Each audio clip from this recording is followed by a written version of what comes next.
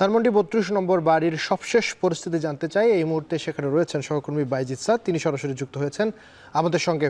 সাদ, আমরা প্রতিবেদনে দেখছিলাম যে উৎসুক জনতা সেখানে ভিড় করছেন, অনেকে বিভিন্ন যন্ত্রপাতি নিয়ে চলে যাচ্ছেন। এই মুহূর্তে তো আপনি সেখানে আছেন, এখনও উৎসুক জনতা রয়েছে কিনা, তারা আসলে কি বলছেন এবং যারা আসলে বিভিন্ন যন্ত্রপাতি বা আসবাবপত্র নিয়ে যাচ্ছেন তাদেরই বা বক্তব্য কি, বিস্তারিত বলবেন।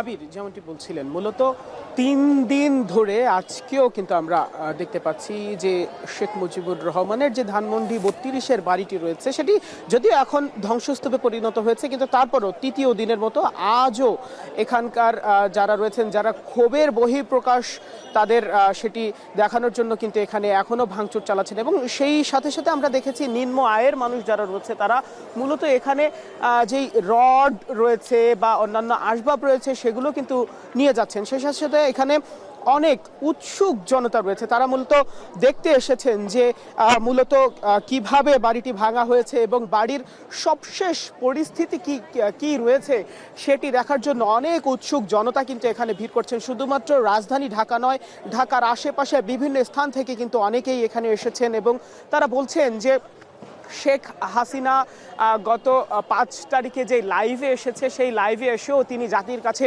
ক্ষমা প্রার্থনা করেননি, তার দাম্ভিকতা তিনি দেখিয়েছেন, সেটি কিন্তু এখানে যারা এসেছেন তারা বলছেন। এবং আসবাবপত্র নিয়ে যাচ্ছেন যারা বা রড যারা এখান থেকে খুলে নিয়ে যাচ্ছেন তারা আসলে বলছেন যে তারা আর্থিক কষ্টের জন্য বা স্বাভাবিক অর্থে কোথাও আগুন লাগলে সেখানে কিন্তু তারা গিয়ে এভাবে নিম্ন আয়ের মানুষ যারা রয়েছেন তারা রড বা আসবাব যেগুলো আছে সেগুলো নিয়ে যান, ঠিক সেটির জন্যই কিন্তু তারা এখানে নিতে এসেছেন। আর উৎসুক জনতা যারা আছেন তারা মূলত এখানে দেখতে এসেছেন যে কিভাবে ধানমন্ডি ৩২-এর যেই বাড়িটি শেখ মুজিবুর রহমানের সেই বাড়িটি কিভাবে ভাঙা হচ্ছে সেটি কিন্তু তারা দেখতে এসেছেন এবং তারা দেখছেন, তারা বলছেন যে শেখ হাসিনা এখন পর্যন্ত জাতির কাছে কোনোরূপ ক্ষমা চাননি, সেটি কিন্তু তারা বলছেন যে এখন পর্যন্ত এই যে জুলাই আন্দোলনে যারা শহীদ হয়েছেন তাদের মৃত্যুর পিছনে মূলত আওয়ামী লীগ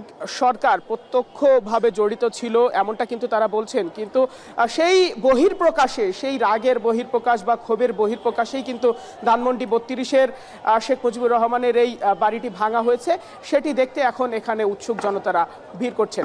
এই ছিল আমার কাছে সবশেষ। শেখ মুজিবুর রহমানের বাড়ি ধানমন্ডি ৩২ দেখতে উৎসুক জনতা ভিড় করছে, সেই খবর জানছিলাম।